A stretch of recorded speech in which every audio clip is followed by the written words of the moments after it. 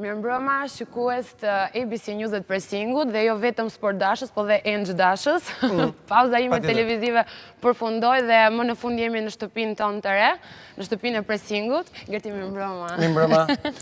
Mirëmbrëma, ishim në Albania Stadium dhe vim në ABC Arena. Natyrisht kemi inauguruar 2 shtëpia për 24 orë. Absolutisht, kjo është e reja. Vim në një studio të re me një imazh fantastik në krah, natyrisht dhe me një të ftuar special, të rëndësishëm, njeriu i momentit në kohën e dur, në çastin e dur, për çështjet e dura. Po para se të fillojmë, do doja të falenderoja vajzat e Universitetit Marin Barletit, të cilat faleminderit që erdhët sot, njerëz se më thanë që ishin shumë të lodhura, nga që mbrëm kanë qenë duke bërë host në stadiumin e ri, duke pritur tifozët. Kështu që vajza, shumë faleminderit që erdhët. Do mundohemi të mos ju ngarkojmë shumë sot. Unë, Gerti, si rrallë herë më parë, kam emocione, sot nuk e di e kam nga studio re, a e kam nga Presidenti, nuk e di, po për pak do të qëmë dhe unë të bëjnë zemi një prasës emisioni. Mirë, jemi në studio me antarin e Komitetit Ekzekutiv të UEFA-s, njërë është Presidenti Federatës Shqiptare të Futbollit, zotin Armand Duka. E thash është njeriu i momentit, President Duka, mirëmbrëma. Mirëmbrëma. Faleminderit që je këtu sot, natyrisht në këtë studio të re, më duhet të përcjell dhe një falënderim për drejtuesit e televizionit që në një angazhim maksimal dhe intensiv arritën në kohë rekord paktën në këtë event madhështor siç ishte hapja e Albania Stadium, natyrisht të hapem dhe ne këtë studio. Po arrit në rekord bërja e stadiumit, nuk po bënim neve studion. Ishim në një garë të njëkohësishme faktikisht. Natyrisht do të kemi pyetje pafund, Presidentin nuk e kemi gjithë kohës. Falenderojmë që zgjodhi këtë studio sot, mirëmbrëma President. Natyrisht jo thjesht entuziazëm, do të prekim dhe do të kemi qaste ngacmuese, megjithatë, a jeni i kënaqur për momentin? Po e nis pak soft. Jam shumë i lumtur për stadiumin, jam shumë i lumtur që arritëm të përfundojmë një vepër gjithë bashkë, një vepër e cila do t'i shërbej futbollit, do të kënaqë njerëzit dhe pash jo vetëm brëm stadium, edhe nga sekuencat që ishin para fillimit e emisionit, pash ftyrat gëzuara, të qeshura që bënin foto, shpërndanin foto, dhe kjo lloj lumturie e tyre s'ka pse mos më lumturoj edhe mua. Kështu që në fundit më mirë se kaq nuk ka, do ishte më mirë se kaq, nëse do kishim dhe një rezultat, por fatkeqësisht dhe ne nuk arritëm të ishim 100% dhe ne, që ishim jashtë fushës, arritëm të ishim 100% profesionist për që të përqendroheshim edhe ke loja, por u përqendrua më shumë ke stadiumi, dhe mbase dhe ekipi u përqendrua në këtë prag inaugurimi më shumë ke stadiumi, tek atmosfera se sa tek loja. Po t'i kishim gjitha do ishte akoma më mirë. Dhe besoj dhe emocionet e vajzës to janë, që ka parë një stadium magjik mbrëm dhe akoma si ka parë emocionet. Dhe ka sot një studio 3 për cilën duhet ju uroj dhe unë, ju them takzoni, dhe të përcjellni mesazhe, lajme, gjëra pozitive për sportin përgjithësi, për futbollin veçantë. Sigurisht që as kur hyra në studio, as kur dalë dhe as gjë që të shoh, nuk do shoh në një brav që nuk punon, po të shoh anën pozitive që kjo është një studio shumë e bukur. Të falenderoj President, natyrisht. Po tani na hyri mik Gerti që mos i themi asnjë gjë për stadiumin. Jo, nuk jemi mik fare, thjesht. Tani na hoqit sa pyetje. Jo, mbaj pyetjet natyrisht edhe në rrjetet sociale do mundohemi të përcjellim. Einxhel ka lançuar edhe sondazhin. Po faktikisht un kam hedhur një pyetje në Instagramin tim personal, sepse që momentin e parë që njerëzit morën vesh që unë do jem këtu si prezantuese e emisionit, donin që unë t'isha në një farë mënyrë zëri i tifozëve, jo një moderator apo një gazetare sportive, sepse unë jam gazetare sportive, vi në kontekstin e një tifoze të rregullt të kombëtares, kështu që unë kam pyetjet e atyre sot. Më fal, kujt i thon tifozë i rregullt dhe kujt i thoni pa rregull? I rregullt është ai që ndjek kombëtaren në humbje, në fitore, në çdo ndeshje. Sistematik. Rregull duhet të jetë. Madje deri në Francë edhe në vendet e tjera që jo të gjithë njerëzit, ndoshta një pjesë e njerëzve që kanë ardhur në stadium sa për foto nuk e kanë ndjekur aq shumë kombëtaren, kështu që dhe kjo është e rëndësishme. Mirë, kemi për të bërë shumë, do të shkojmë edhe në momentën, nga s'mos e sekundër e thash, natyrisht, Presidenti nuk vjen shpesh, 13 pikë në 10 ndeshje. Mbyllet një sipar eliminatoresh, zoti Duka, 10 ndeshje, 13 pikë, pritshmëritë e tua reale ishin për më shumë? Nuk mund të maten me pikë, mund të ishin dhe 11 dhe të ishin me performancë më të mirë, apo mund të ishin 16 dhe të ishin performancë më të keqe. Ky edicion kishte të mirat dhe të këqijat e vete, domethënë kishte momente shumë të mira të ekipit, kishte momente të përqendrimit maksimal dhe të angazhimit maksimal sportiv, kishte edhe momente jo të mira. Dhe sidomos 2 ndeshjet e fundit, ishin më shumë mungesë për qëndrimi e skuadrës. Do me thënë, jo vlerësim i dur për kundërshtarin që i konsiderohesh modest, por nuk rezultoi ashtu Andorra. Dhe gjithashtu, dhe në ndeshjen e fundit, paktën pjesën e parë, dje kundër Francës, ekipi nuk është se ishte shumë, le të themi, agresiv, ishte disi i plogësht, i papërqendruar, nuk e di, a stadiumi i ri, shumë gjëra. Sigur se kishte 2 ndeshje para tyre në Turqi dhe në Moldavi, që të gjithë bashkë ngritëm në qellë, si një tashmë jemi rikthyer në një ekip madh, pas një ndeshje shumë bukur edhe pavarësisht se me rezultat negativ në minutën e fundit në Turqi, por me një fitore me 4 gola jashtë fushës në Moldavi, gjithë ngritëm në qellë. Kështu edicioni, këto eliminatore kanë pasur gjitha momente pozitive, momente jo të mira, fat dhe mungesë fati. Po, kanë pasur, le të themi edhe një lloj, nëse do të përdor termin sportiv, edhe një lloj autogoli brenda vetes tuaj? I referojmë faktit që trajneri Edi Reja theksoi që do desha shumë, të isha shumë më përpara me këtë skuadër. E përcjellin shumë njerëz këtë pyetje, President. I referojmë para Arsit. Fakt në atë këto fitore të ndeshje të bukura mund t'i kishim pasur pak më herët.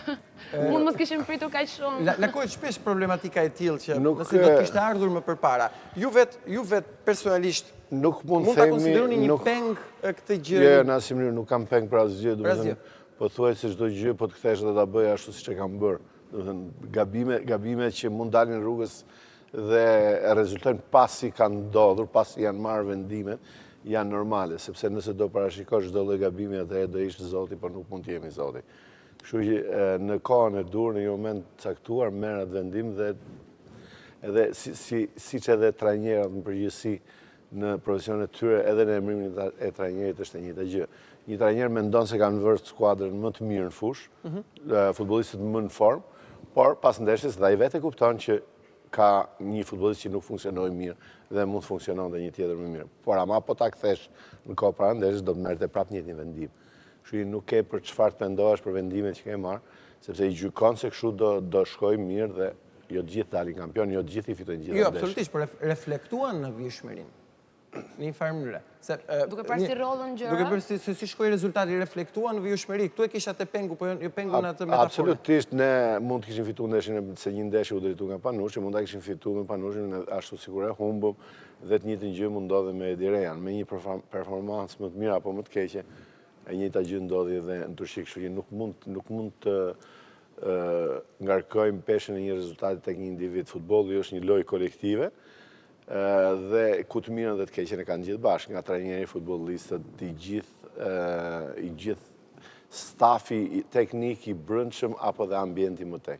Apo ambienti më tej. Megjithatë, për suksesin e sidomos me skuadra të vendeve, skuadra nacionale të vendeve të vogla, ka të bëjë shumë atmosfera.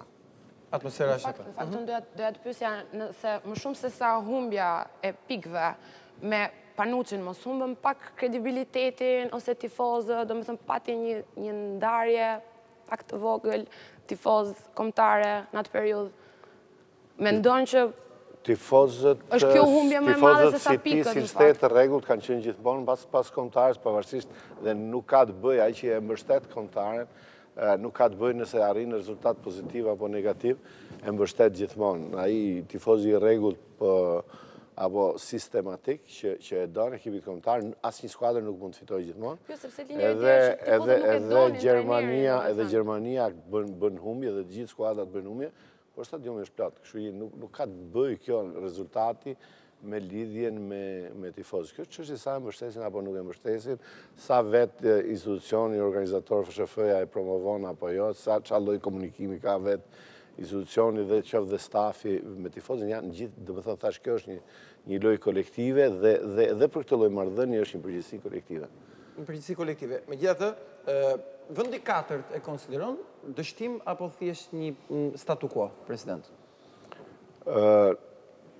Okej, nëse do ishte më lart do ishte më mirë, por nuk e quaj dështim që të renditesh pas Turqisë, Francës dhe Islandës. Në mënyrë të natyrshme, do të thënë, jemi diku, e kam thënë, e kam mbase bjerë përsëritje, diku në mes, qoftë në grup, apo qoftë në klasifikimin e përgjithshëm të futbollit Europian, fakti që Shqipëria nuk diskuton më në renditje ekipe si Moldavia, apo gjithë shumica ekipeve të Bashkimit Sovjetik dhe një pjesë tjetër, apo të gjysmës së Europës, besoj që është një hap pozitiv në përgjithësi. Të tentosh akoma më lart për të kapë majat e Europës, patjetër që duhet të jetë objektiv. Duhet të jetë objektiv. Natyrisht po. Jo çdo objektiv, do të thënë, realizohet, jo sidomos në sport, jo çdo ndeshje fitohet dhe jo çdo edicion klasifikohesh i parë apo i dytë. Me sa mbaj mend në 2016 pati dhe një diskurs publik, fakti që kush do të merrte meritën e atij triumfi historik. Një diskurs që nuk është se u prodhua nga institucioni, po u prodhua më tepër kush e ka meritën institucioni apo trajneri.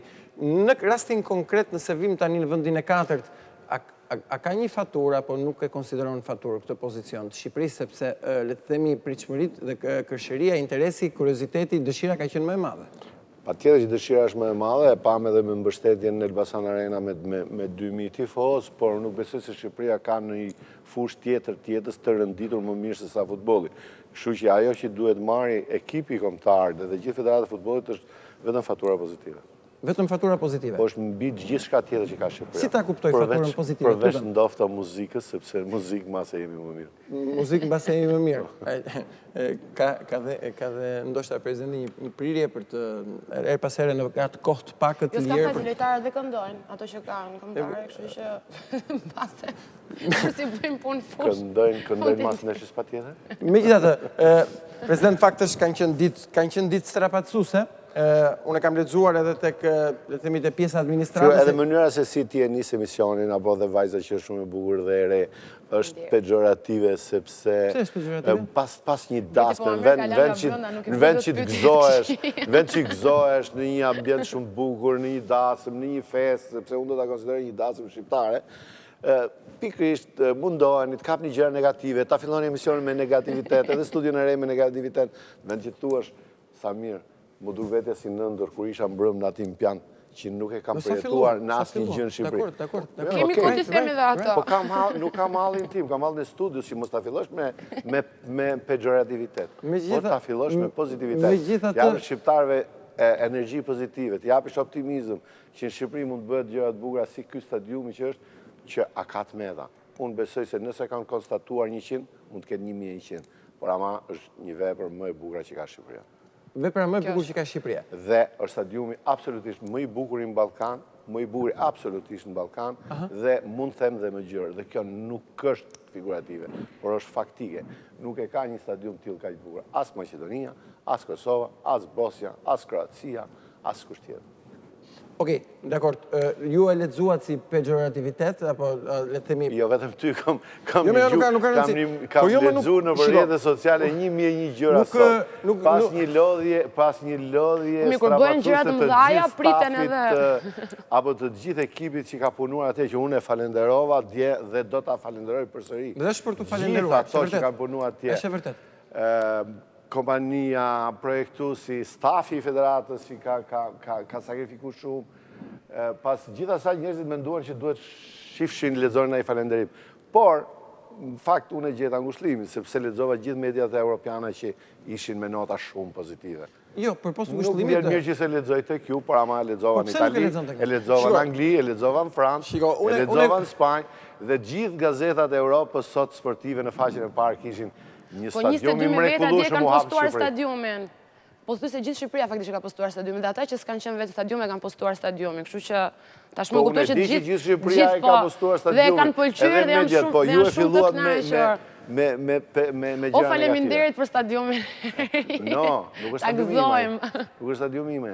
Po pra faleminderit ta gëzojmë. Është në shtëpia ime, ai është stadiumi shqiptarëve. I bërë nga shumë shqiptar, nga djersa e shumë njerëzve, punëtorëve që kanë punuar atë, projektuesve, financuesve, kompanive dhe do ta gëzojnë gjithë shqiptarët. Thash, imja, as shtëpia ime nuk është. Jo, unë nuk besoj kështu, megjithatë ndaj mendim të ndryshëm, po mbrojtja më e mirë është sulmi, unë besoj që ke një bonus përvoje për të kaluar dhe edhe turbulenca të tilla, po nuk besoj që filloj me pejorativitet në këtë studio të bukur.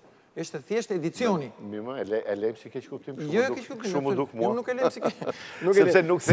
Sepse nuk tha asnjë fjalë, thash edhe goca, megjithëse është kaq e re dhe duhet të ketë energji pozitive. Thoshte, wow, sa jam rregulluar. Unë jam torturuar dje në stadium, prandaj nuk them dot asgjë. Jo, nuk është problemi këtu, po. Unë nuk e di se eri kam rrotull stadiumi dje për tyr brenda, kështu që.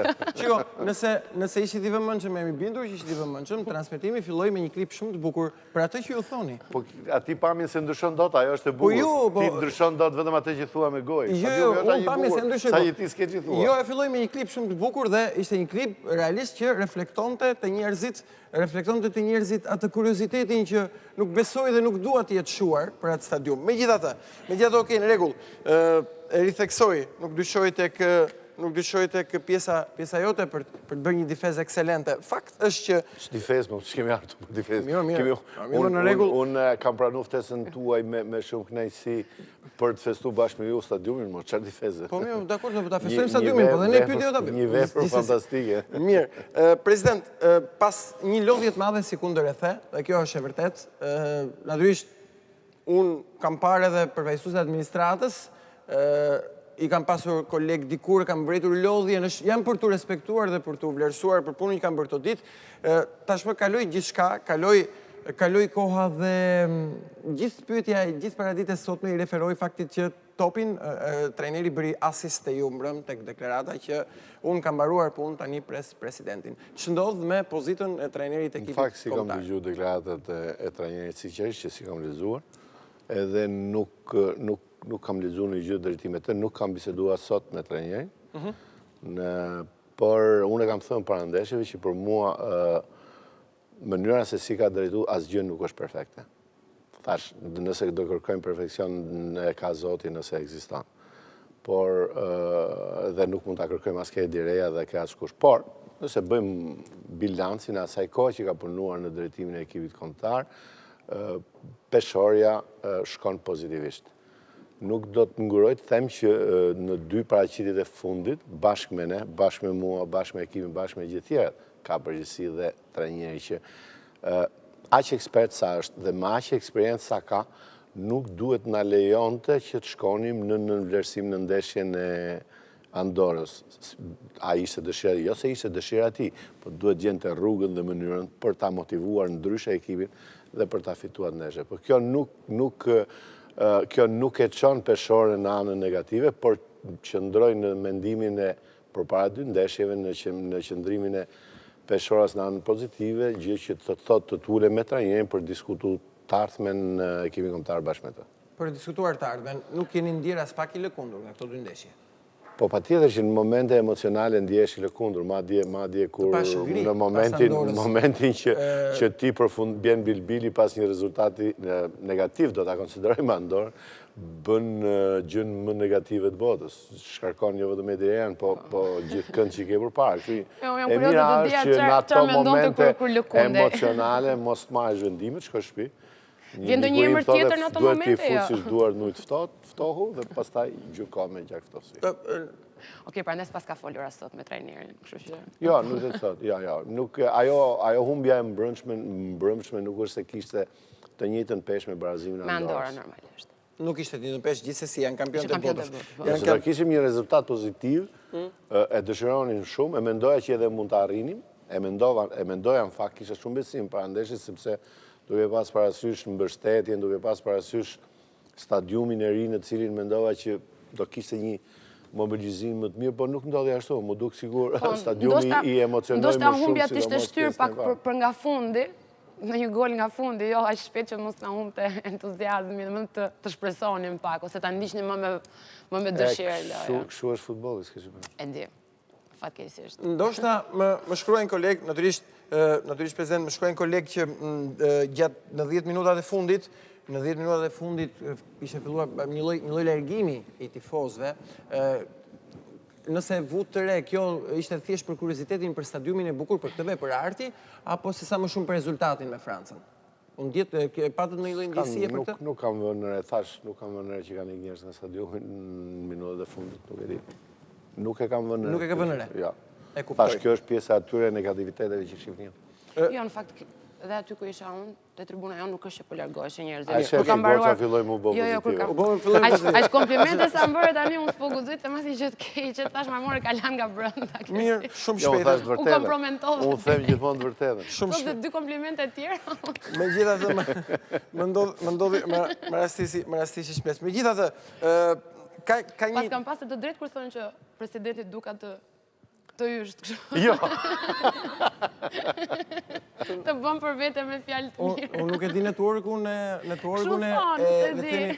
afër çështjen e yshtjes, po për çështjen e të bërit gri në një rezultat negativ, këtë e kam për ndjesi personale dhe pas Andorës të pash nuk Normal, unë besoj çdo njeri të vrisje nuk dilte gjak.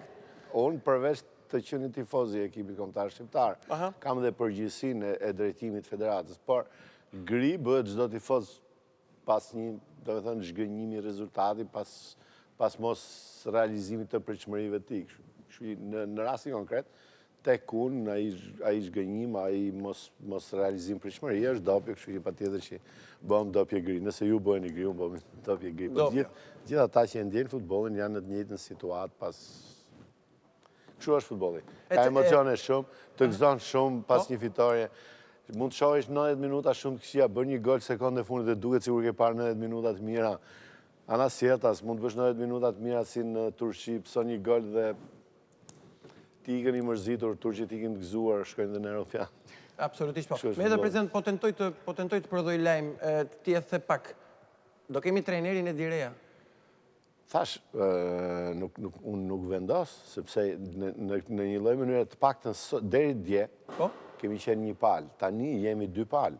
Përderisa trajneri ka mbaruar kontratën, jemi 2 palë që duhet ulemi diskutojmë për një kontratë tre. Fundit bëjmë fjalë për një kontratë profesioniste. Kështu që do të thash peshorja jonë është pozitive. Peshorja është pozitive, Do t'i propozojmë për të vazhduar. Do t'i propozojmë për të vazhduar. Kjo, detajet... Shpresoj t'jetë lajm ky.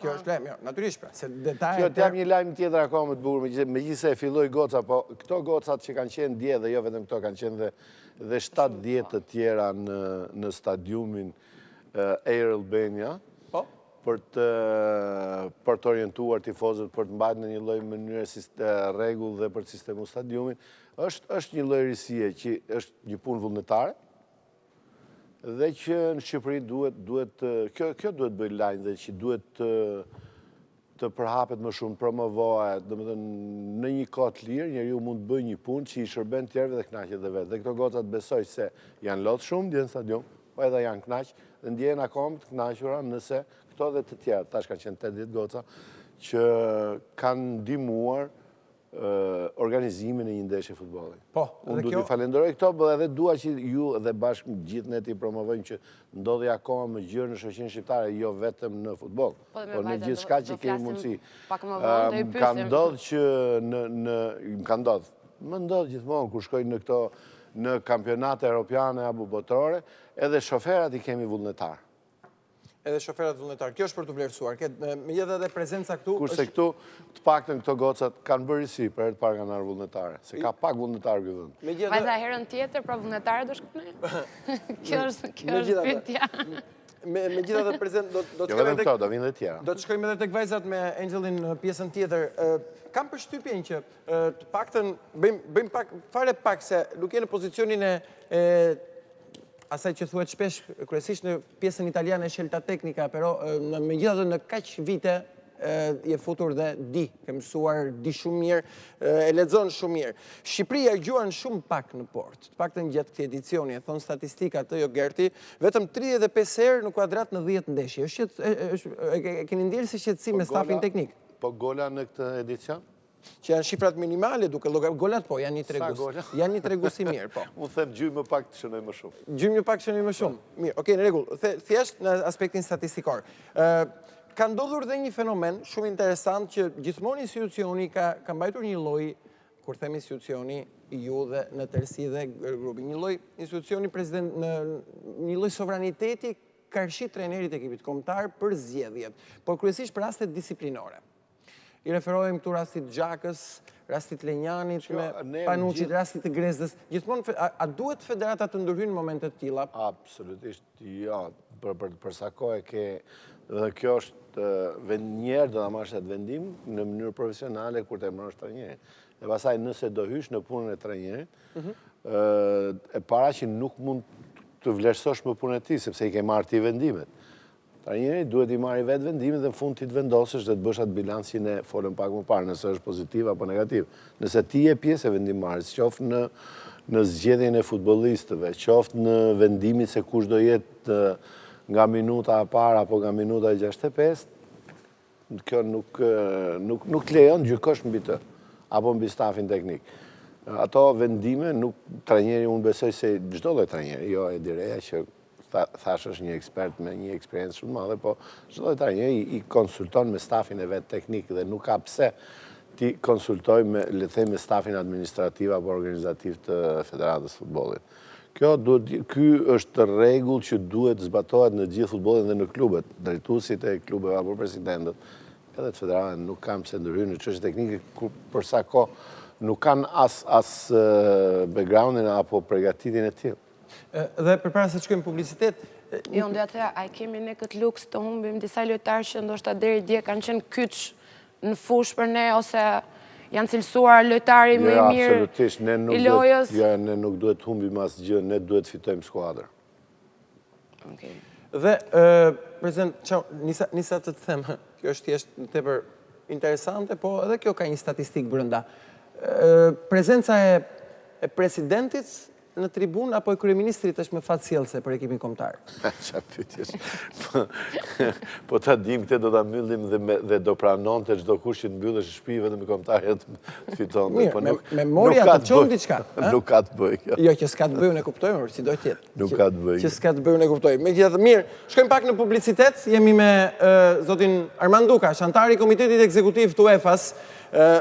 Pesh shumë specifike kjo, prandaj dhe unë e spostoj pak, le të themi, emërtesën, por edhe Presidenti Federatës Shqiptare të Futbollit. Vim pas një pauze publicitare, kemi për të folur gjëra tjera, kemi për ta ngacmuar. Ndërkaq mos harrojmë kurse si vëmendje edhe ndaj Kosovës, ndaj ekipit të fajsues të Kosovës. Absolutisht, nuk do ta harrojmë. Mos i lëmë një dhe ata. Por kurse si, ju garantoj, edhe vetë Presidenti është koshient, pavarësisht në një pickimin distancë, nuk ka pejorativitet. Vim pas pak.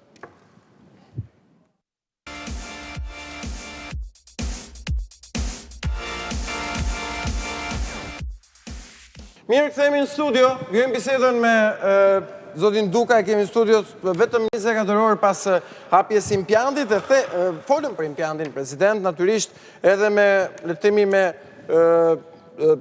rekomandimin për të mos bërë pisa, apo për të në diçka të re. Megjithatë, në një farë mënyrë e keni konstatuar shpesh, gjatë gjithë këtyre kohëve, një strishone ka qenë në për stadiume, dje nuk e pash, dhe i referohet një citimi që ju e keni etiketuar në për media tjera që ka dalë jashtë kontekstit për çështjen e allëgjimeve. Unë nuk mendoj që vlen të egzagerohet dhe të komentohet kaq shumë. E kam thënë edhe në një studio tjetër. Më duket se në studion tuaj, në një lloj debati, antari i Komitet Ekzekutiv, Arben Dervishi, nuk e kam dëgjuar live, në fakt. Nuk kam dëgjuar live dhe unë kam parë komentet në brashtu, por personi nuk ka një koncept tillë. Kështu nuk ka pse të egzagerohet. Nofta dikush i intereson që ta pompoj më shumë, por unë e thash që fillim, si ai stadium dhe i gjithë impjantët sportive janë të gjithë njerëzve që dëshirojnë të frekuentojnë ata për të parë një ndeshje futbollit, për të kaluar 2 orë të mira, emocionale etj. Po në debat, po në të mbrëmje, President, më mend që shumë, paktën kjo batuta erdhi edhe si fakti një akuze i një zyrtari, a keni një përgjigje për e cilësoj si ndërmarrje ndërtimi institucionin? Kush më? Një zyrtar. Shiko, është e vërtet që Federata e Futbollit në përgjithësi, por në Shqipëri në veçanti, ka përveç gjithë detyrave apo punëve të tjera organizative, ka marrë më shumë se sa i takon barrën e ndryshimit të infrastrukturës sportive në Shqipëri. Pa infrastrukturë, dhe me thënë, 2 janë kolonat kryesore zhvillimit të futbollit. përveç talentit, që nuk varet nga ne, po që ky talenti është shumë i rrallë, por të tjerë do t'i bësh vetëm me punë, dhe që t'i bësh me punë bëhen me infrastrukturë të mirë dhe me edukues, edukator apo trajner të mirë. Nëse këto dy kolona ti nuk punon që ti përmirësosh hap pas hapi, dit pas dite, nuk do kesh një perspektivë të mirë. Arritja e Shqipërisë në nivelet që është në futboll, apo që dhe kualifikimin europian, nuk ka qenë një gjë që ndodhë brenda ditës, por ka qenë një produkt i punës së vazhdueshme me këto gjëra. Kështu që duke qenë që këtu nuk ka ato që duhet ta bëjnë infrastrukturën, nuk e bëjnë. Federata e Futbollit është detyruar të ndryshojë këtë infrastrukturë nga moçalishte në fusha futbolli të pranueshme për të luajtur. Jo shumë të mira, por të pranueshme për të luajtur në impjante e futbollit të ndryshuara, dhe kjo e ka bërë vërtet që paralelisht me gjithë detyrat e tjera që bën Federata, të bëj edhe të ndjeki dhe projektet e ndryshimit të infrastrukturës. Nëse kontributi për ndryshimin e infrastrukturës quhet mëkat, ne do ta pranojmë këtë mëkat. Nëse quhet mëkat. Një koleg natyrisht nga media e thot, do t'ishte më mirë të investojnë në 100 fusha për fëmijë se sa në një stadium, president. Jo, do ishte më mirë t'i bënim të dyja. T'i bënim të dyja. Dhe këtë po e fillojmë tani. Një projekt që ne e kemi shpallur. Fakt, pyetja ime radhës kjo ishte, a është arena kombëtare investimi më madhështor dhe më i madh i futbollit shqiptar, apo do të ketë diçka tjetër më të madhe? Kjo është më e madhja e historisë Shqipërisë deri tani. Po kjo do të thotë që Shqipëria këtu do ta pusi rrypin e historisë, do vazhdojë dhe do ndërtojë gjëra akoma më të mira, jo vetëm në futboll. Fatkeqësisht Shqipëria gjërat më të mira deri sot po ishte futboll, po në të ardhmen përveç se do shohim më të mira në futboll, do shohim më të mira edhe në fushat e tjera. Megjithatë, gjatë përcjelljes së spotit ditën e sotme, zoti president, edhe si në rrjetet sociale edhe në transmetimin e ABC News, paktën njerëz të shumt gjithmonë xhelozia është prezente, ti më mirë kupton këtu ku duhet dalë në çfarë aspekti, për emrat e tribunave që ju keni vënë. Shiko, ka një xhelozi të çuditshme me shumë njerëz. Ju lutem pyetini, mos a ka patur një kriter, mos ndoshta pa dashur keni shkelur, keni haruar. Jo. Unë nuk mendoj që është thjesht xhelozi. Por ato që diskutojnë, domethënë ne jemi munduar dhe kemi vënë 4 emra në 4 tribuna që kemi pas dhe një lloj kriteri, patjetër, përfaqësues për futbollin shqiptar dhe për historinë e stadiumit, po është si puna e vendimit të trajnerit, për krahasoj prapë me ekipin që do vijë në fushë, patjetër që është subjektive. A mund të ishte një emër tjetër, le të themi nga Tirana përveç Fatmin Frashit? Patjetër që mund të ishte, po edhe po të ishte ai tjetër do kishte kritika prapë. Më shumë se 4 tribuna, nuk ishin 4 emra, kemi vënë. Jemi munduar thashë që të përfaqësohet futbolli dhe historia e stadiumit, por këto janë gjithmonë zgjedhje dhe zgjedhja ka subjektivizëm brenda, nuk është matematik 2 dhe 2 bëjnë 4.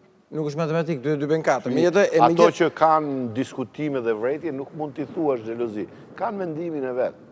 Edhe ndofta dhe kur u mor ky vendim për këto të 4, ka pas diskutime dhe mendime ndryshe. Emri i vetë stadiumit pati shumë polemika. Edhe emri pati polemika të mëdha, absolutisht. E njëjta gjë edhe për këtë. Çështja e emrit çdo lloj gjë edhe u ndryshua, domethënë natyrisht edhe një shpërthim i çuditshëm edhe. Se ishim mësuar me arena kombëtare tani. E shoqëruar edhe me pjesë me përzierjen e marketimit brenda. Që se përmendim dot gjithmonë. Braçe shpërtheu, ne e përcjellim pak edhe në Facebook ditë më parë, edhe në screenshot, domethënë pjesa e emrit u bë kazo. Po thash është e drejtë e gjithkujt, ta mendoj stadiumin me emrin me një emër tjetër, ta mendoj me një emër komercial, gjithse kush ka drejtë të mendoj pa asnjë lloj interesi sipas asaj që mendon vet, po kur marrësh përsipër që duhet ta menaxhosh këtë stadium, atëherë duhet të gjesh mënyrën më të mirë të mundshme, që është kombinimi i një formule komerciale me emrin e stadiumit Albania Stadium, dhe me mbajtjen e historisë apo përfaqësimit të futbollit brenda saj. Arroganca e privates që po mund të kombin, shkruan zëvendës kryeministri. Shikon, nëse flet nga karriga e zëvendës kryeministrit, e kam thënë edhe një herë tjetër, ka shumë thjesht nga buxheti i shtetit, le t'japi qoftë edhe €1 për stadiumin, edhe atëherë le mos të ketë emër stadiumi. Po përderisa nga buxheti nuk jep asnjë lek dhe rrim bon kritikun nëpër Facebook, kjo nuk çon ujë. Është tepër që unë të pres nga presidenti të di se kush është Qemal Stafa. Janë pickime. E mëson vetë avasha ju. E mëson vetë? E mëson. Megjithatë, shiko, ka dhënë diçka. Ka kohë akoma më rrit. Megjithatë pjesa që prodhon opinion, nëse ditën për diell na përçudnojnë, thot një opinionist, dhe historinë, mos kërkojmë gjë tjetër veç një ngjitse të mbyllim jo gojën, por edhe shpirtin. Mos e gjejmë veten nesër spektator pasiv të historisë me emra komercial.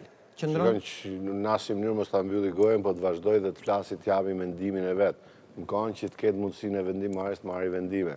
Çdo lloj vendimi është i kritikueshëm dhe i diskutueshëm. Thash, asnjë vendim nuk është, domethënë, absolutisht ky më i miri i mundshëm, por ai më i miri, por është më i miri i mundshëm.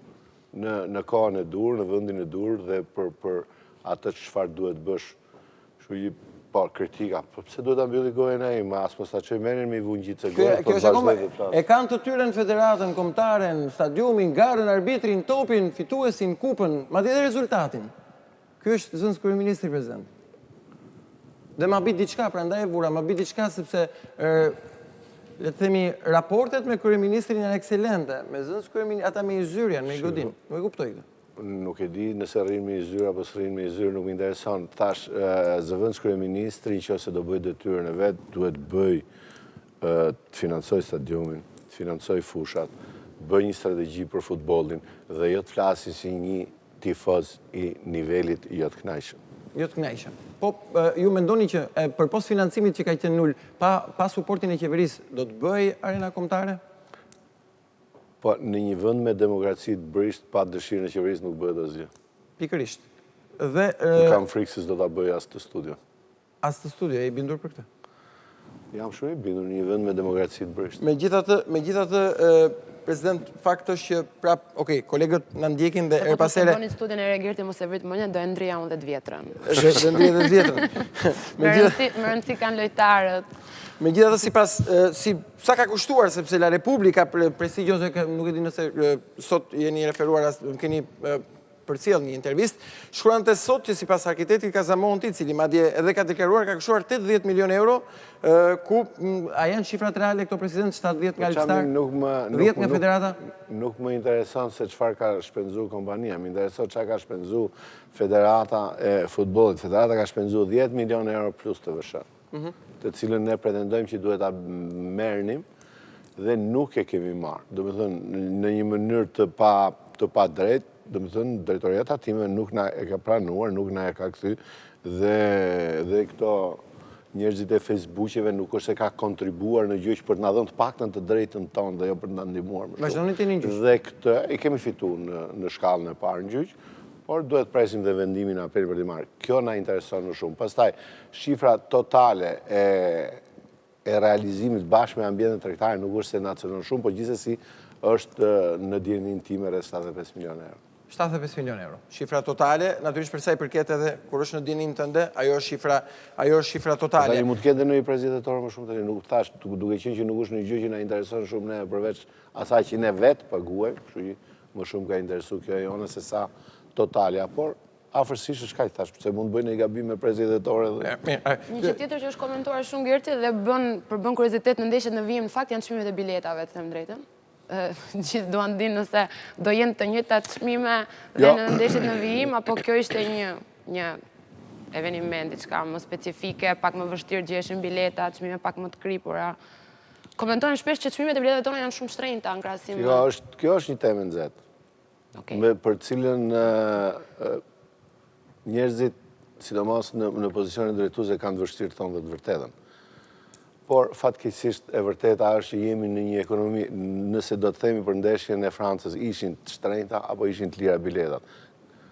Përderisa më shumë ishin të pagjendshme në fakt se kishte edhe njerëz që ishin gatshëm paguanin. Atëherë s'paske nevojë për përgjigjen time, përderisa tregu kërkonte më shumë se sa ne kishim, rregullat e ekonomisë tregut janë këto. Por kjo që thash dhe që është e vërtetë, do kritikohet shumë nga njerëzit që ndoshta nuk kanë lek ta paguajnë. Po një federatë futbolli e cila administrohet vetë, nuk është se duhet bëj vetëm politika sociale, por përveç politikave sociale që patjetër i ka parasysh, duhet të mendoj menaxhimin, drejtimin, organizimin e garës, e cila është shumë e shtrenjtë. niveli ekonomik i njerëzve mund tjetë i tillë që duhet subvencionohet, le t'i subvencionojnë të tjera. Por për sa kohë ka kërkesa, për sa kohë, do me thënë, kostot tona nuk i përballon dhe nuk i ndihmon askush tjetër. Do të thënë, çfarë kemi? Kemi një Facebook që thotë mos shit emrin. Kemi 1000 Facebook e tjerë që thonë mos shit biletat. Kemi edhe një 2000 Facebook e tjerë që thonë mos shit edhe drejtën televizive. Atëherë mos bëjmë futboll, se pa këto është e pamundur. Dikush thotë para. Okej, nuk po i vejmë parat në radhë parë. Para mund t'i bëjmë pa para. Nëse mund t'i bëjmë pa para, ai që thot para, dhe na japi shkopin magjik, ose na tregoj çfarë ka bërë në jetën e vet. Asgjë, përveç se ka shkruajtur Facebook. Asgjë.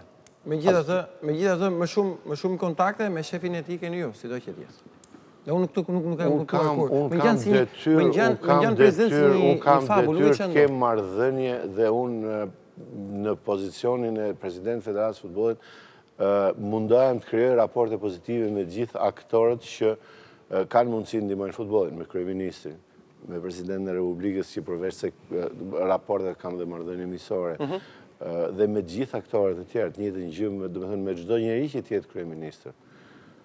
Dhe kam në të njëjtën mënyrë detyrë që nëse dalin kundërshtim me interesat e futbollit, maj pozicionin tim në mbrojtje të interesave të futbollit. Kjo nuk mund shihet si një marrëdhënie personale e imjasme apo e kënaqësive të mjasme me Edi Ramën, as me Ilir Medën, as me Lul Bashën apo Sali Berishën. Unë kam detyrë që të mbroj interesat e futbollit dhe të krijoj raporte të tilla që të çojë ujë në zhvillimin e futbollit shqiptar. Për këtë në fundit më kanë zgjedh Komiteti i Futbollit. Komiteti i Futbollit. Kam një pyetje nga Presidenti i Asambelliu. Në fakt, ka drejt që mund të ketë bënë një pyetje aty se nuk ka kohë që s'kemi komunikuar në telefon, se kam dhënë numrin e telefonit. Po, për çështjen e biletave. Ticket request. Të gjithë kryetarët e partive opozitare ishin më komod në tribunë se sa kryetari i kuvendit, thot Moni. Kryetari i kuvendit patjetër që e ka pas vendin e tij në tribunën VIP. Në tribunën VIP. Madje jo vetëm, po bashkë me familjen e tij. A mund të rregullohet, kam pasur shumë ankesa, kjo është një detaj teknik, në fakt, për pyetjen shumë ankesa, thot Asambelliu për, le të themi, sediljet ulse kanë qenë shumë afër njëri tjetrit. Ka një mundësi rregullimi apo ajo është sediljet VIP kanë qenë afër? Jo, sediljet e gjithë stadiumit në tërësi, janë afër me njëri tjetrin. Thënë që futbollit bashkon. Unë në djenin time, ato përmasat e sediljeve të stadiumit e Albania janë maksimalisht në krahasim me çdo stadium tjetër. Janë më të mëdha dhe mundshme. Po Moni duhet dobësohet pak mas. Moni duhet dobësohet. Besoj tani e kanë ndjekur natyrisht edhe kjo është një Kjo rekomandim. nuk e shoh si gjë negative, Gert, në fakt kjo pjesa e sediljeve afër, tani atje nuk është se shkojmë për komoditet maksimal, shkojmë që të shohim ndeshjen dhe nëse jemi afër me tifozët tjerë tek e fundit do përqafohesh, do kërcesh, madje mua më shqetësoi fakti pse nuk ka kërcyer tribuna VIP mbrëm kur thuhet kush nuk kërcen s'është shqiptar. Të nuk ka kërcyer, nëse. Kjo është. Më thej çfarë që është përvolon rrjeti social pak në pyetje. E vërtetë. Çfarë ndodh realisht në çfarë përvolimi? E vërtetë, po çfarë tani Presidenti mua më prishi mendjen. Me gjithë ato komplimente, ku ti lexoj këto pyetje që janë shumë ngacmuese dhe Për shembull. Në fakt, pyetja që zën 90% të hapësirës, dhe mua vjen shumë keq që bëj këtë pyetje tani, është se kur Presidenti Duka mendon që mund të dalin në pension. Ose kur mendon që mund t'ja lë dikujt tjetër këtë pozicion. Dhe nëse po, kujt mendon që mund t'ja lë? Ndonjëherë, nëse. Fakt në këtë momente, nëse do të merresha vendime më të mirë se ty s'do kishte. E dëgjuat njerëz, kështu jam një alternativë e mundshme. Le në zgjedhjet e radhës njerëzit le të presin që një femër pse jo ta drejtoj Federatën e Futbollit dhe sidomos moshë e re si puna jote. Shumë faleminderit. Do e pres me padurim këtë moment atëherë. Megjithatë, erdhi dhe Presidenti UEFA-s. Natyrisht, ajo që ka qenë shoqëruar në disa takime edhe në shtëpinë e re të futbollit, po mund zbardhni diçka më shumë tek takimi me kryeministrin. Kjo ka rëndësi. Kësaj, domethënë për ta shupar, domethënë vajza nuk më keq kupton që kur i them që ti mund të jesh, por patjetër që një ditë kjo nuk diskutohet që një ditë dikush tjetër do ta drejtojë Federatën e Futbollit. Nuk është thjesht çështje dëshire, është edhe çështje vendimarrëse sa Asamblesë Futbollit nëse ti realizon ose nuk realizon ato që pritshmëritë e komunitetit futbollit. Patjetër që pritshmëritë atyre që janë brenda janë më objektive se sa pritshmëritë atyre që janë jashtë, sepse ato që janë jashtë mund mendojnë që Shqipëria duhet të jetë kampion bote, që Shqipëria duhet të jetë pritshmëritë janë të larta. Po mund të jetë me ekipe në Champions League, ndërsa ato që janë brenda futbollit dinë mirë hallet e futbollit dhe me sa duket e vlerësojnë pozitivisht dhe arritjet e futbollit shqiptar gjatë kësaj periudhe, unë nuk mendoj që janë të pakta. Kështu që nëse vetëm do të shohësh në investime apo qoftë në rezultate sportive, nuk mendoj se janë të pakta. Qoftë pjesëmarrjen europian, qoftë ky stadium që ndërtuam, qoftë ndryshimi i infrastrukturës, apo qoftë edhe ndryshimi i përgatitjes, ajo që thash në fillim, sepse dy kolonat kryesore, domethënë, dhe përgatitja e trajnerëve shqiptar, Shqipëria nuk ka asnjë institucion tjetër, ne trajnerët shqiptar me një dokument apo me një licencë të Federatës Shqiptare të Futbollit mund të punojnë në tërë botën, jo vetëm në Europë. Kjo është një pyetje tjetër në fakt që ka ardhur dhe kjo e shumt në numër, nëse kombëtarja shqiptare ka ardhur momenti ndoshta të kishte një trajner shqiptar, dhe pse ne sot morëm lajmin që me Rejon do ketë ndoshta një kontratë. Jo, do t'i propozojnë, po do t'i propozohet një kontratë, kështu që ndoshta hiqet opsioni që mund të kishte një trajner tjetër ose shqiptar. Domethënë, është menduar ndonjëherë? Është koha që mund të ketë një trajner shqiptar. Por nuk i heq të drejtën asnjë komisie tjetër për të qenë trajner. Por ne sot kemi fakt trajnerë shqiptar të përgatitur që drejtojnë klube, drejtojnë dhe ekipet e tjera kombëtare, që patjetër mund të jenë kandidatuar në të ardhmen për të pasur ekipin kombëtar. Por përderisa kemi filluar këtë projekt i cili merr nota pozitive jo vetëm nga unë, por në përgjithësi nga opinioni sportiv shqiptar, në 7 muaj nuk është shumë profesionale që ta ndërpresësh, por është mirë që t'i japësh një kohë më të gjatë për të pas njohje më shumë ekipin, le të themi për të qenë më i brendshëm dhe për të marrë më shumë rezultat nga ai, sepse në afat shkurtër është e vështirë të marrë rezultat. Nëse do të kthehemi dhe në kontratat e mëparshme ose për shembull në paraardhsin e Panuçit, por jo të rejas Debjazi, ju desh kohë për të pasur një rezultat shumë pozitiv dhe për të shkuar në Shqipëri. Vetëm kjo, por dhe për të hyrë në filozofinë e Shqipërisë dhe të shqiptarëve, domethënë si e konceptojmë ne lojën, fitoren, humbjen. Për të njohur mentalitetin, për të njohur ekipin, për ndoshta kjo është arsye pse thuhet pse nuk kemi një trajner shqiptar që ka më të lehtë ta kuptojë. Aq më shumë kur mendon që gjërat anojnë nga pozitive, nuk është mirë ta ndërpresësh. Ky është koncepti im, jo vetëm me këtë trajner, por në përgjithësi me trajnerët. Edhe ajo që në një lloj mënyre vërejtja që kishte Gerti dhe jo Gerti, por se ajo që thot Gerti apo që thoni dhe ju është siç thatë ju është zëri i njerëzve që shohin futboll. Kështu ja që tha Gerti për Panuçin në një lloj mënyre mund të ketë një të vërtet brenda që por i lam kohën e dur deri në vendimin për ta ndërprerë marrëveshjen. A e lam një ditë më shumë, një muaj më shumë apo një ndeshje më shumë? Kjo mund të jetë e vërteta që ka Gerti të drejtë dhe të tjera. Mirë, President, më shkruajnë kolegë, natyrisht e pasere duhet i përfshi dhe to, edhe pjesa interaktive. Me jetë një pyetje një prej kolegëve nga shtypi shkuar sportiv, administrata e institucionit lë për dëshiruar. Po Moni s'ka më pyetje. Jo, Moni nuk më është drejtuar deri tani, po të paktën nëse do ketë do të them. Administrata? Lë për dëshiruar, thot një prej medjave. Administrata e Federatës Futbollit është administrata më e mirë që ekziston në Shqipëri. Jam shumë i bindur për këtë. Edhe jam shumë krenar për ato që punojnë në Federatë Futbollit. Ju e dini që unë drejtori dhe biznese dhe i kam zili administratën e Federatës krahasimisht me administratën e bizneseve të mia. Janë shumë mirë, shumë profesionistë, shumë të përkushtuar. Nëse do të shkonit në stadium gjatë saj periudhe, në çdo orë të natës kishit gjithë administratën e futbollit me Ilir Shulkun krye, me Keti Tomorin dhe me gjithë ato çunat apo gocat që punojnë atje, shumë të përkushtuar. Dhe shumë profesionistë. Janë aq profesionistë sa që pothuajse të gjithë ata janë përfaqësues në të gjithë komisionet internacionale të futbollit. Përfaqësues në komisionet natyrisht internacionale. Mirë, Einxhel, do t'i vëm pak edhe në aktive vajzat kam përshtypjen. Është koha për të lëvizur edhe për të pak pauzë. Dhe vajzat më morën frikë, Gert. Morën frikë, po. Se kuptoj se unë jam shumë feministe. Thjesht edhe për të marrë një opinion, të paktën janë një pjesë nga puna vullnetare që kanë bërë. Nga puna vullnetare. Okej. Unë do të lëtë fjallën për të folur... Po e nis nga ty, si quhesh? Elisaveta. Elisaveta, si shkoi puna jote vullnetare dje në stadion? Ishte shumë bukur, shkoj shumë mirë. Isha shumë e lumtur që morëm pjesë në ceremoninë e inaugurimit të stadiumit të ri. Dhe tifozat na ndihmuan vërtet shumë, ishte shumë të sjellshëm. Mendon që do e bësh sërish dhe ndeshjen tjetër? Po, patjetër do jem prezente.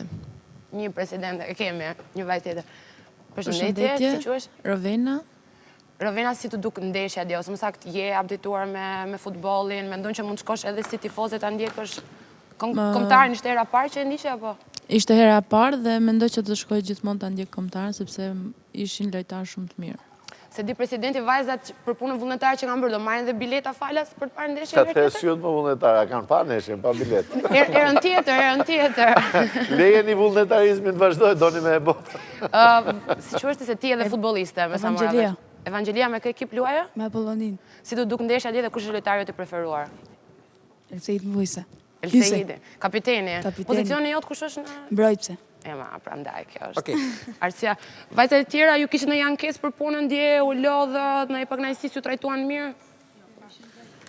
Thoni po doni të kundërtën. Mirë, Einxhel, faleminderit natyrisht edhe për t'i përfshirë pak. Juve shpëtuat ande nga anën Jo, se tjetër. janë në anën... Jeni nga ana presidentit, prandaj. Mund të zbartim diçka, do të vim edhe te klubet, sepse interesi shumë i madh, një mori pyetjes president për çështjen financiare të klubeve, janë shumica e tyre gati 9 klube që kanë mungesë fuqishmërie për të përballuar financat, kjo mos ndoshta reflekton të licencimet dhe kjo vën pozitë shpesh institucionin për të filluar garën çdo gjë. Është le të themi një unison, si thua, i një mase të madhe që më shkruan për çështjen e financave të klubeve. Klubet nuk kanë se t'jenë vështirësi financiare, duhet bëjnë aq futboll dhe të shpenzojnë aq sa të ardhura kanë. Duhet ta kuptojnë shumë mirë këtë gjë, që t'i ruajnë balancat dhe klubi mos jetë me bilanc negativ. Janë gjitha mundësitë që në një klub të jetë me bilanc pozitiv, mos të kërkoj, domethënë të bëj blerje jashtë mundësive të veta, në fund kur i thonë t'i shtri këmbët aq sa ka organin. Nëse nuk ka mundësi për me qenë një klub i kategorisë superiore, e njëjta gjë është, futboll luhet si kategori superiore, kategori të parë apo kategori të dytë. Mund të luash në një kategori më pak. E rëndësishme është që në qytetin apo në rajonin ku je, të ketë lëvizje sportive, të ketë sa më shumë fëmijë që luajnë futboll dhe pse jo, ato fëmijët e atij qyteti luajnë në ekipin e parë. Kjo është më e rëndësishme se sa të blesh një futbollist huaj dhe pretendosh për të pas kategori më lartë dhe bilance negative. Bilancet negative nuk i bëjnë mirë as kujt, nuk i bëjnë mirë as vetë klubit, drejtuesit ti dhe asgjë tjetër. Kështu që vetë klubet e kanë dorë këtë për ta rregulluar këtë lloj bilanci dhe për të bërë aq futboll sa kanë. A ekziston si konstatim?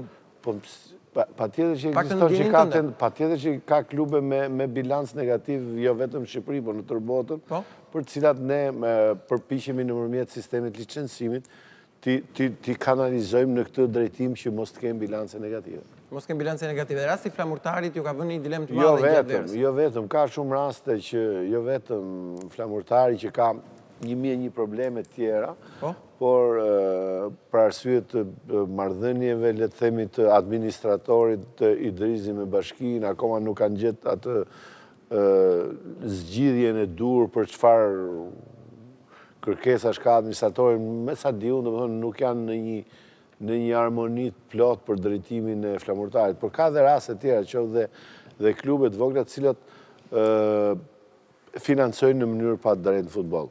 Nëse ti e organizon mirë një klub pavarësisht nga niveli që është, unë jam shumë i bindur që ke mundësi ta administrosh me të ardhurat e veta. Për të administruar me të ardhurat e veta, megjithatë gjithmonë kam përshtypjen. Kuptohet veta dhe ato të ardhurat që krijohen, domethënë nga organizmat ku ato bëjnë pjesë, siç është Federata e Futbollit. A do vi një moment, kam pasur në studio edhe Aldin, drejtori juridik, pikërisht për licencimin, do vi një moment do të jetë viti 0, president.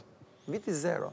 Nuk zero tolerancë, nuk ndodh, vjen tu dhe nuk vazhdon. Nuk ka vit 0, ky është gabim për mua. Ka gjithmonë progres, vit pas viti, ti duhet ta vendosish si tush objektiva për të arrit maksimumin. Perfeksionin nuk do të arrish kurrë, por ama e ngren stekën, për aq sa të kesh mundësi me kap. Nuk mund ta ngresh stekën që ta bësh të paka përcysh. Nëse të kishte Vit-0, atë i bie të dëmtoheshin shumë klube. Bën faka përcyshme pra. Vit-0 në aspektin e tolerimit. Kisha në aspektin e tolerimit të një moment... Nuk ka tolerime. Do me thënë, sistemi manuali i licencimit respektohet, nuk është çështje dëshire. Ai respektohet, por kriteret e licencimit ndryshojnë në mënyrë të tillë që të jenë të kapërcyeshme. Dhe, natyrisht, pjesa që mbetet... Dhe kuptohet në bilanci, nuk është se ka toleranca.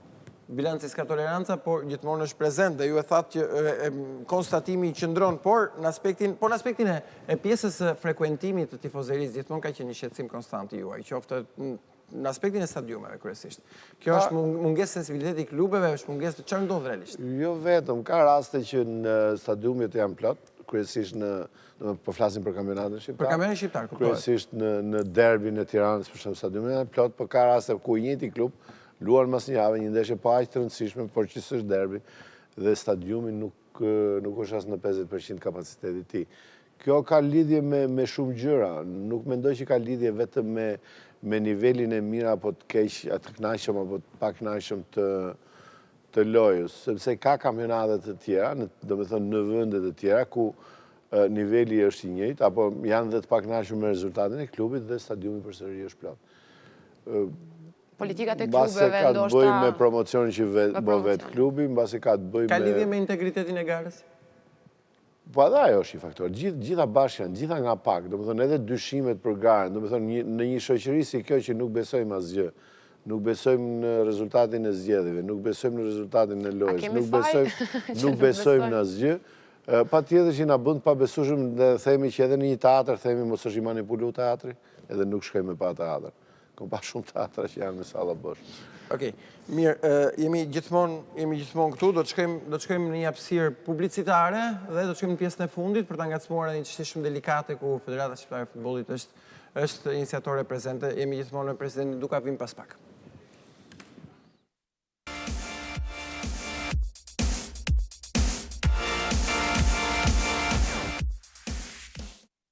Mirë, kthehemi në studio, në këtë pjesë të tretë jemi me Presidentin Duka, vetëm 24 orë pas hapjes portave të stadiumit Albania Stadium, natyrisht, një diçka për një incentiv nga institucioni për klubet e kryeqytetit për përdorimin e këtij ambienti.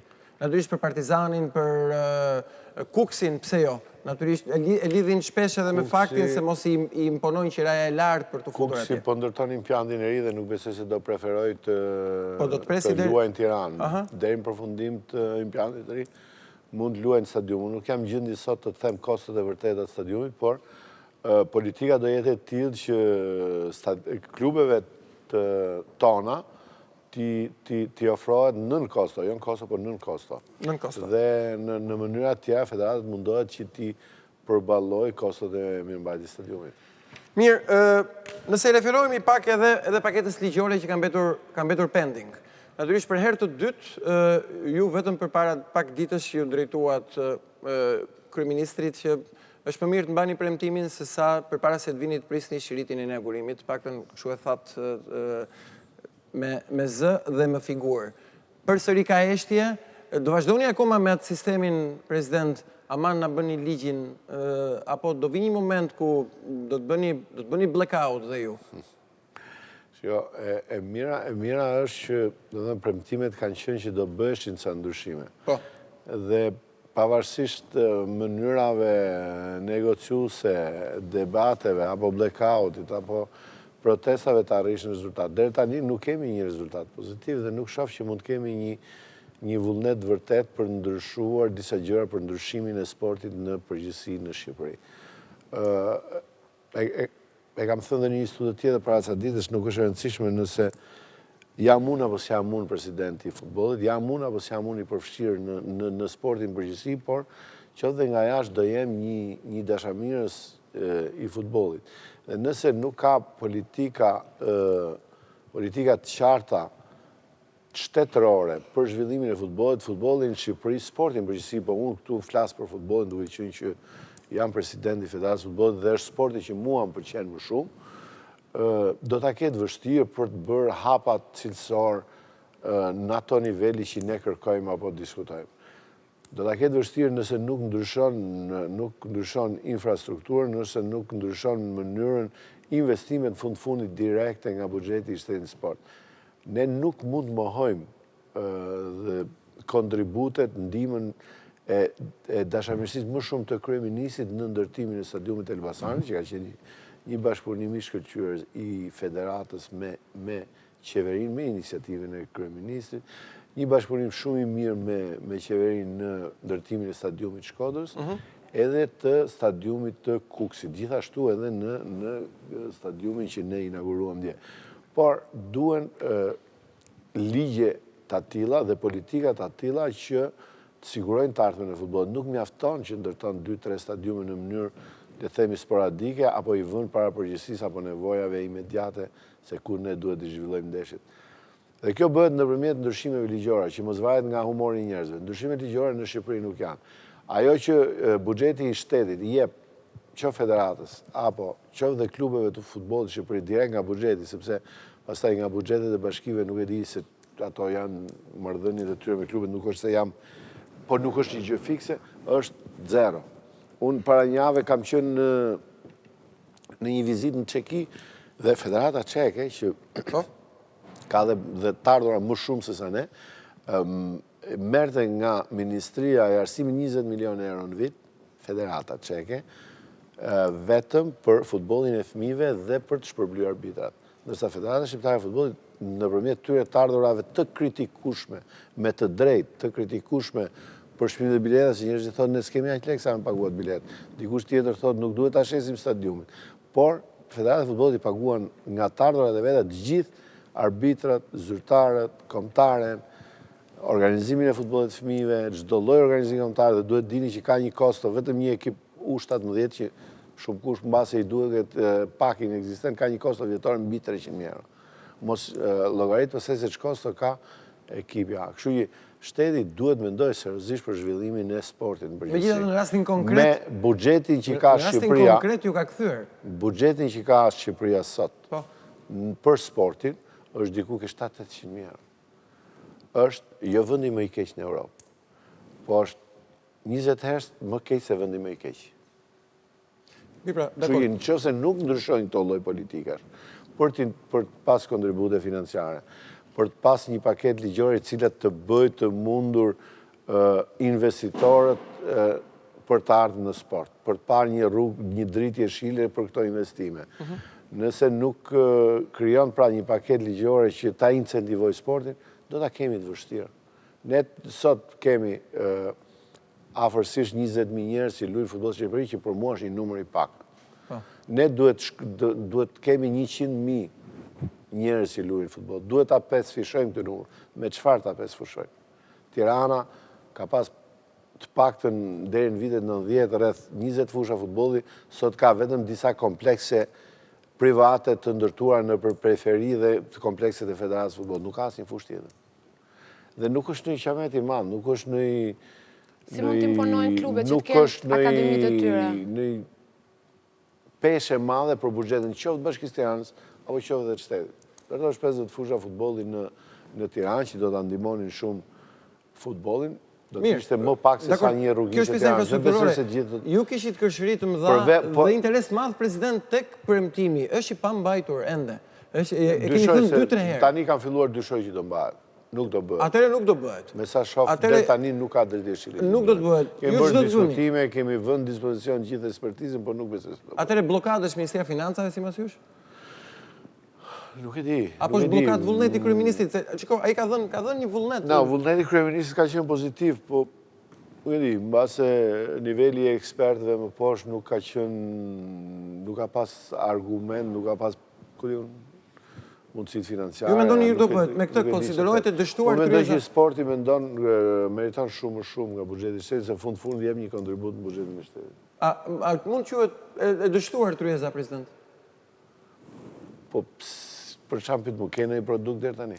Po të pyes pra sepse iniciatori erdhi. Kjo është pyetje retorike besoj, përderisa nuk kemi një produkt. Jo, pra po të pyes për vetë faktin sepse kontaktet i keni të vazhdueshme me të ai zotërit pak besoj edhe në rrugë informale juve e kërkoni, apo jo? Nuk besoj se edhe me stadiumin e keni takuar disa herë, edhe në rrugë të tjera, edhe tani përpara inaugurimit të impiantit. Ju thoni që unë tashme e dorëzuar nuk besoj se bëhet. Unë do vazhdoj të insistoj që ato ndryshime të ndodhin.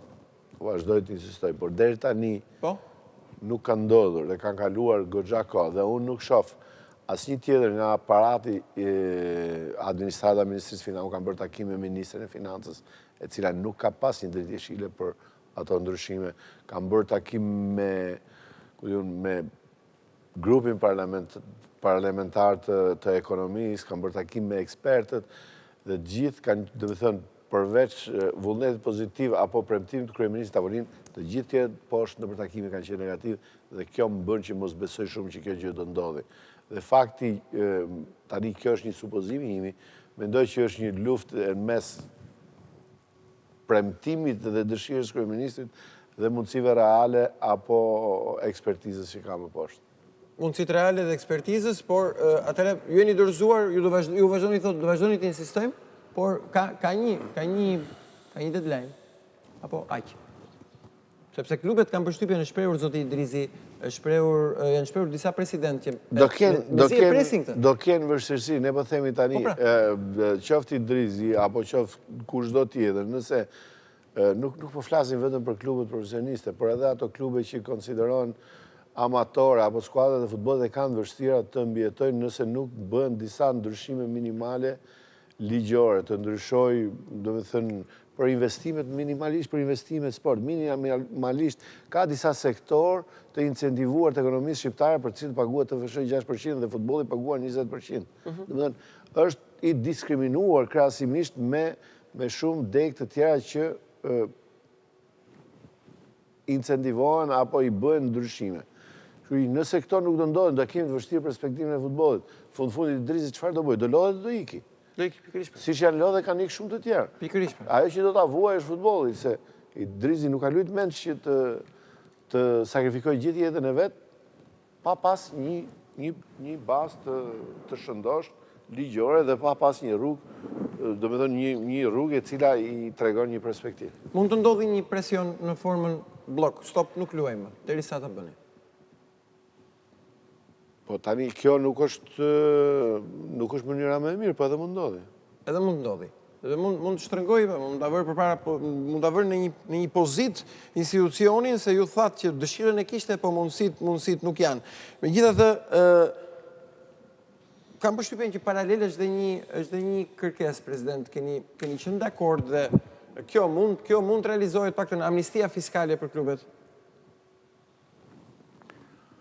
E premtuar dhe kjo. E premtuar dhe kjo, po s'ka ndodhur deri tani. Do të thënë dhe kur para fillimit të edicionit, klubet që kishin detyrimin, do të thënë, sipas licensimit quhet borxhi i keq, ai që nuk ka një marrëveshje për të shlyer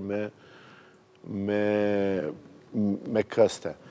Kështu që drejtoria tatime bëri një marrëveshje me shlyerjes me këste me klubet me mendimin që dikur do falesh, por deri tash nuk janë fal. Dhe nëse këto këste nuk respektohen deri në fund vitit tjetër, ato klube janë të rrezikuar për pjesëmarrjen e tyre në Europë. Klubet sapo morën një lajm të keq.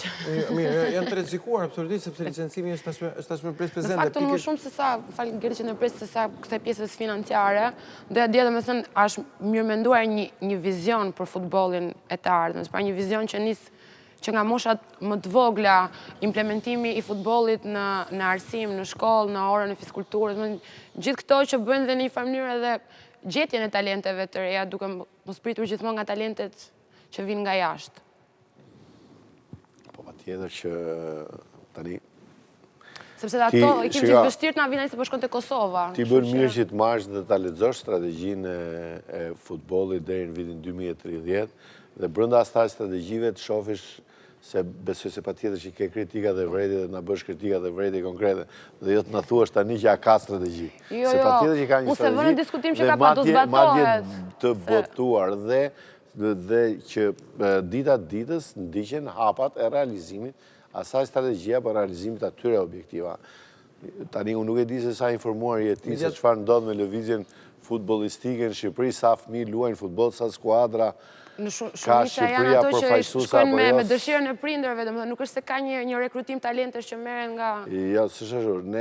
Ne organizojmë futboll në të gjitha shkollat e Shqipërisë, nëpërmjet projektit Grow, i cili tashmë ka 3 vjet që ka filluar, në cilën gocat dhe çunat bashkë luajnë futboll nga mosha 6 deri në 12 vjeç. Kështu që për pak vjet do kemi nevojë të marrim talente nga jashtë. Shumë aktivitete tjera që t'i afrojnë njerëzit në futboll, por kur vinë njerëzit në futboll, duhet shohin që shiko se këtu është mirë të vazhdosh. Dhe çfarë ndodh me gocën që luan, nëse vjen ajo dhe nuk shef kushtet mira, as për, domethënë, infrastrukturore, sidomos për gocat që duhet keni çik, se është seks më delikat se sa meshkuj, duhet keni çik kushte më të mira. Kur e shef ashtu edhe nëse ka dëshirën vetë dhe mami do i thotë mos shko më. Kështu që ne duhet t'ia krijojmë kushtet e mira asaj që ajo të vi dhe t'i thotë shoqës vet, hajde se është mirë. Nëse ne ja krijojmë kushtet e këqija, pavarësisht pasionit që ka, do të detyrohet dikur t'iki. Dhe kjo na ndodh shumë, sidomos me gocat. Në moshën 17-18 vjeç, gocat na dalin nga skema, luajnë futboll deri në atë kohë dhe largohen. Megjithatë ju përmendët një shembull në Çeki për një buxhet të madh. Nuk mjafton një federatë futbolli, madje domethënë mund të jemi nga të vetmet federata në Europë ose të pakta që bëjmë investime për ndryshimin e infrastrukturës. Fondet e veta federatat i përdorin aq sa kanë për organizimin, për mësimin e trajnerëve, për mirësimin e tyre, organizimin e sa më shumë aktiviteteve qoftë dhe masive, apo me ndikim social në shoqëri. Megjithatë, ju përmendët një shembull të Federatës Çeke, okay, në rregull, fakt ishit tani the kam filluar të dyshoj. Jo, në rregull. Jo, të them një federatë që ti mund ta konsiderosh një vend lodhur si Gjeorgjia, që nga buxheti i shtetit shkojnë 50 milionë euro në vit në futboll. Jo, në rregull, dakor. 50 milionë euro në vit futboll. Ajo që më vetë shteti gjeorgjan jep klubeve të futbollit bonus për rezultat. Do të përfitore bonus, do të për çdo 3 pikësh. Jo, dakor, në rregull, por në rastin konkret ti u shpreh që unë dorëzohem, unë kam filluar të dyshoj që kjo gjë nuk ndodh më, nuk bëhet. Premtim bosh, për nuk mbahet si premtim. Atëherë çfarë ndodh? Do ndodhi që do të luftojmë për ta arritur, nuk do të thotë që deri tani nuk është bërë dhe nuk do bëhet, po deri tani nuk është bërë. Të gjithë qeveritë Shqipërinë nuk kanë menduar, nuk ka pasur një buxhet më të mirë Shqipëria futbolli, jo. Jo, në rregull, dakor. Dhe në fund thash, nëse do themi në këto vitet e fundit, me stadiumet që unë thash, qeveria ka investuar në sport më shumë se sa çdo qeveri tjetër. Me Elbasanin, Shkodrën dhe Kuksin. Por, ama janë të pamjaftueshme për aq sa nevojë ka futbolli dhe për aq sa kërkojmë ne nga futbolli. Kështu që duhet që të vendosin, domethënë, ligje të tilla që mos varen, domethënë, nga vullneti apo dëshira e Tiranës të bëjë një stadium Kukës. Por të jetë ligj që, ku diun, taks të vëshëja për futbollin të jetë kaq, që në fund tatimi mbitaror për sportistët mos jetë aq, po të jetë më i vogël ose të jetë 0, se mirë që klubet duhet paguajnë një futbollist, po duhet paguajnë edhe 15% tatim mbitar. Jo, po pikërisht në këtë aspekt, është premtimi i amnistisë fiskale, premtimi i kësaj, premtimi i çdo gjëje dhe dikush na ndjek dhe thotë, po mirë, dakord, në rregull, nuk e ka bërë. Këta po rinë po heshtin, ti po thonë ne do vazhdojmë. Ju po thoni ne do vazhdojmë këtë. Në një kohë që në krahun tjetër, viti i ardhshëm thua rrezikon klubet licencohen në Europë. Situata financiare i kushtozon presidentët ulërasin dhe në këtë gjë presidentët tonë diskutojnë asnjë ulërat. Mirë, okay. Ulërasin në aspektin metaforik, në çështjen e asajt që kërkojnë dhe parë nga kjo, mund të na zbardhi diçka. Zoti Ceferin kërkoi diçka më shumë, një angazhim më tepër të qeverisë, president? Ceferin kisha për inaugurimin e po mirë, natyrisht erdhi për inaugurimin e stadiumit, po edhe mori në kontakt do takua me kryeministrin. Nuk ka diskutuar me kryeministrin për ndryshimin apo paketën ligjore, tash të themi gjërat pa vërteta. Nuk ka diskutuar për këtë. Nuk ka diskutuar. A mund na zbardhë? Nuk ka diskutuar për them. Nuk ka diskutuar për këtë çështje. Nuk ka qenë në agjendën e përbashkët të tyre për diskutuar për këtë çështje, se nuk mund bëhet rastësisht ajo gjë, po kjo është një çështje e politikave të brendshme të një shteti dhe që nuk mund të indikojë presidenti i UEFA-s politikat e një shteti se çfarë duhet bësh ti me buxhetin apo me ligjet e tua. Ajo që ndikon UEFA apo FIFA në një federatë futbolli është që ti t'jesh në linjë apo i përshtatshëm me statutet e tyre. Nëse je në linjë dhe i përshtatshëm me statutet e tyre, vazhdon dhe je pjesë e tyre, nëse jo, kuptohet që del jashtë. Është një lloj shoqate të cilët duhet zbatosh rregullat e tyre. Por që nuk të detyron ty se çfarë do bësh me ligjet e brendshme për financimin ose jo të futbollit. Kuptohet që çdo njeri i futbollit do t'i kërkojë çdo lloj qeverie që financon sa më shumë futboll, favorizojë sa më shumë futbollin. Por nuk ka tagër, nuk ka drejt dhe nuk ka mundësi që të ndikojë në këtë lloj ndryshimi. Këto janë ligjet e brendshme të çdo shteti. Megjithatë, ajo do të thonë dhe prioritetet e çdo shteti. Në një lloj mënyre ne mund të japim të drejtë, do të thënë, qeverive në Shqipëri, për gjithë hallet që ka pas Shqipëria në këtë periudhë tranzicioni për mungesën e vëmendjes në sport. Por tani nuk mund të japim më të drejtë. Ka ardhur koha që duhet që të bëhen këto ndryshime. Duhet që të bëhen këto ndryshime. Okej, ndoshta koha ka kaluar, nuk ka një përgjigje ende nga kryeministri dhe kam përshtypjen që në dalje publike tuaja në diku tjetër në një event natyrisht do t'i kërkoni sërish një tjetër apel. Apeli para stadiumit ishte zinte vend nuk u dëgjua. Megjithatë disa pyetje shkurt. President, gjatë kohës së debatit për gjykimet her pas here, rastet e ndeshjeve tjera, pse nuk mund të kenë të 5 ndeshjet e superiores 5 arbitra? Çështje kostosh? Po, edhe çështje kostosh, edhe çështje infrastrukture, çështje e numrit arbitrave, po nuk është se 3 apo 5 arbitra kanë një ndryshim të madh në cilëtetin e. Do me thënë, kemi pas gabime me 5 arbitra, po kemi gabime edhe me sistem VAR, kështu që nuk është se do ndryshojnë. Jo, natyrisht, po kam vënë re. Edhe po vun 5 do thoni pse zvut 7. Jo, nuk themi këtë. Nuk do ndryshojnë. Jo, nuk themi këtë absolutisht, po kam vënë re her pas here që në pamje që servinë edhe nga regjia Supersport, që transmeton ndeshjet, paktën ajo është shumë i domosdoshëm në shumë raste dilematike dhe në shumë raste të vendimarrjes arbitrit, do bën të shumë punë fundori. Kjo nuk është, okej, po të kesh 5 më mbas, do të thënë eliminoni çik më shumë, po të kërkoj sa më shumë financa, më shumë njerëz, më shumë shpenzime që nuk janë kaq shumë të lehta për Federatën e Futbollit dhe ne ndeshje futbolli nuk bëjmë vetëm në superiore, ndeshje futbolli absolutisht bëjmë në të gjithë nivelet dhe nëse do i bëjmë gjitha nga 5 do ishte një barë e madhe. Kështu që bëhen me 5 ato ndeshje që konsiderohen le të themi më të nxehta.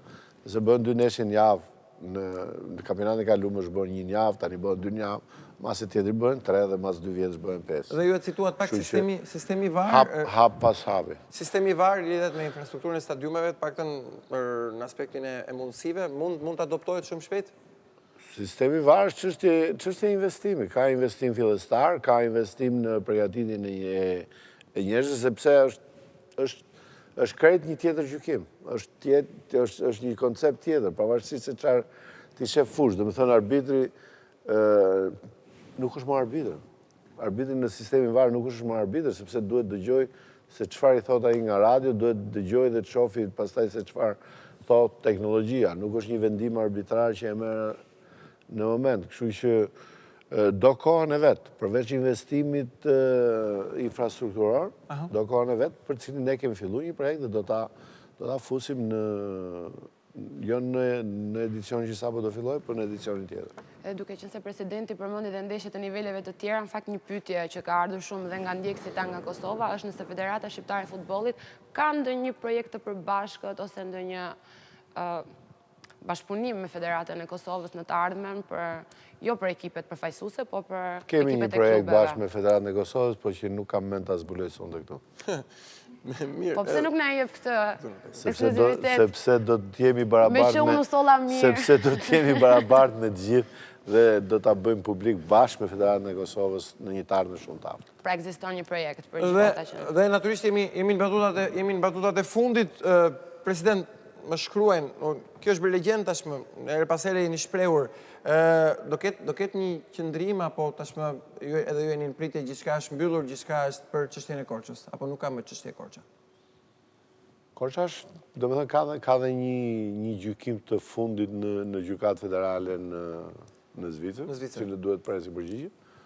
Dhe nëse do jetë ajo, nuk do marrë pjesë në Kupat e Evropës pra aq vite sa është vendimi, nëse vendimi do jetë ndryshe, do zbatohet vendimi si tjetë. Vetëm kaq, në aspektin kryesisht kombëtar, ndoshta është ajo tendenca gjithmonë është kërkuar një reagim nga ana institucioni në gjitha momentet e Ne ndryshme. kemi marrë vendimet tona për Korçën, kemi mbyllë atë çështje, kemi marrë vendimet, disa vendime kanë nejtë fuqi dhe disa vendime janë rrëzuar nga kasi, kështu që i kanë kalu shkallët e vendimarrjes dhe nga Federata e Futbollit. A ka një agjend, duket dikur sikur është lënë ndoshta edhe për efekt të le të themi të spostimit imazhit, ngarkesës, vëmendje, a ka një agjend Liga Profesioniste? Duket sikur ka mbetur në atë. Jo, po vazhdon. A? Liga Profesioniste po vazhdon, në një lloj mënyre nuk ka marrë formën e plot. Hap pas hapi, domethënë ndikon në organizimin e gareve, ka emëruar përfaqësuesit e vetë në komisionin e emërimit arbitrave, në komisionet juridike, domethënë gjithë propozimet që ka bërë Liga janë miratu nga Komiteti Ekzekutiv për të qenë pjesë e vendimmarrjes së garës tyre. Mirë, thuajse ne kemi zauruar, me që dhe u zorim shumë shpejt, domethënë ne kemi përfunduar. Ti se kuptoj që më gjithë të bëra që ta gjem më letë biletën herën tjetër për Mirë, stadium. Vësha ka. Jo vetëm për biletën, por edhe për të marrë një lajm më shumë. Edhe për të marrë një lajm më shumë. Lajm patjetër, është ajo që na intereson më shumë tashmë. Edhe në konferencën e shtypit, edhe kjo në le të themi batutën e fundit, Seferin hezitoi, edhe pse përgjigjja ishte korrekte, nuk më takon mua, të them këtu nëse do vi një Superkupë Europiane në Shqipëri. Absolutisht, ky është një proces transparent që ndodh domethënë pas një gare për çdo përcaktimin e një finaleje, ka një procedurë e cila është e domosdoshme të bëhet nga UEFA dhe nuk është një vendim që e merr presidenti i UEFA-s. Propozohet nga gjithë komitet, duhet plotësosh kriteret, kalosh ato fazat e tenderit, se tender është dhe ai, domethënë bit, dhe pastaj është një vendim që e merr Komiteti Ekzekutiv me vota. Prezenca juaj në Komitetin Ekzekutiv është një bonus më shumë. Në fakt nuk është bonus më shumë se kur është Shqipëria unë zvotoj. Kur Shqipëria ti zvoton, po prapë lo bën. Në një farë mënyre. Dhe ky është një bonus. I shoh humorin njerëzve që janë, kështu që mundohem të ndryshoj. Okej, mirë. President, faleminderit. Einxhel, do na duhet ta mbyllim. Faleminderit, po do mbyllim. Do ta duhet ta mbyllim paktën në këtë. Po ne do shihemi gjithsesi të njëjtën në orën 22, me Presidenti nuk e di, shpresoj të shihemi së shpejti dhe na vi sërish. Jo, se besoj, po në një ditë tjetër. Nuk do vish më në studio? Ja.